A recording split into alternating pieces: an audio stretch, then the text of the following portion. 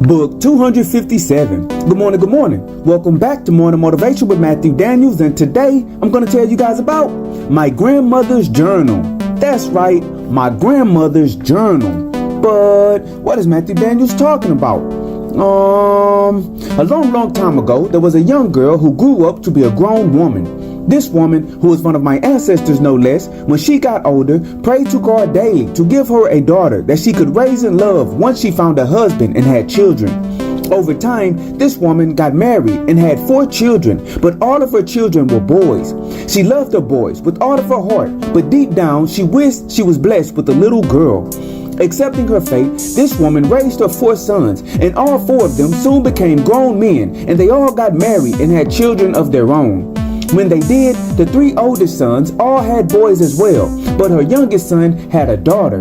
This woman, who was now a grandmother, became so excited when she saw that she had a granddaughter that she purchased a home with an extra room. Inside this room, she bought everything that she had dreamed of buying for her daughter when she was younger.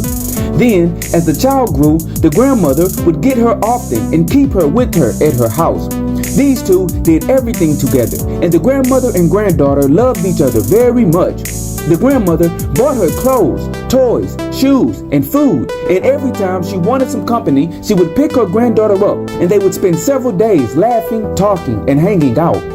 As the granddaughter got older, she slowly became bogged down with the cares of her own life, and she could not be with her grandmother as much as she wanted to.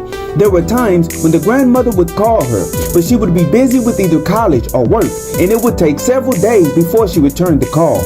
The granddaughter felt bad every time she noticed the missed calls and days-old text messages, but her grandmother always told her not to worry because she understood she had her own life to live.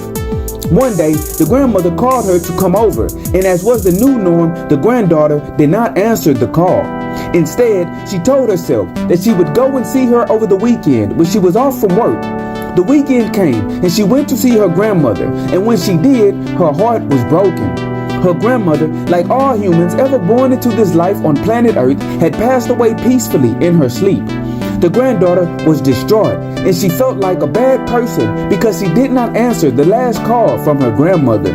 For months, the granddaughter cried and she was hard on herself for her neglect of the woman who had done so much for her in life. Then, one day, the granddaughter was going through her grandmother's things, and she found an old journal that was full of entries that dated back several decades. She spent weeks reading through the journal, and she saw how her grandmother had always wanted a daughter of her own, but she had only sons. She also saw how when she was born, her grandmother was so happy, and she felt like God had finally answered her prayers.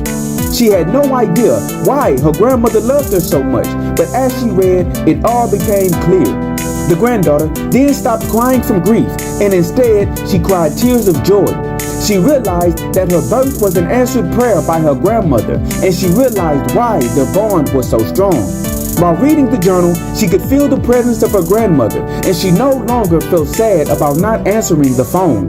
In that moment, she knew that even though they did not speak every day, her grandmother was happy that she grew to be a strong woman, and her grandmother was happy that she had created a good life for herself. And so, the morning motivation of today is my grandmother's journal. In life, you may never really know how much you mean to someone. Indeed, you could quite possibly have been the answer to the prayers of another. And naturally, when we lose these people, our heart hurts and we feel bad. However, the people that truly love us want to see us do well in life and experience all that we can while we are here. If you are dealing with grief today, just know that the best way to honor the one you have lost is to keep pushing forward with life. Chase your dreams, achieve your goals, and always strive to do that which is good. And remember, you are awesome, you are amazing, you are wonderful, and you are great.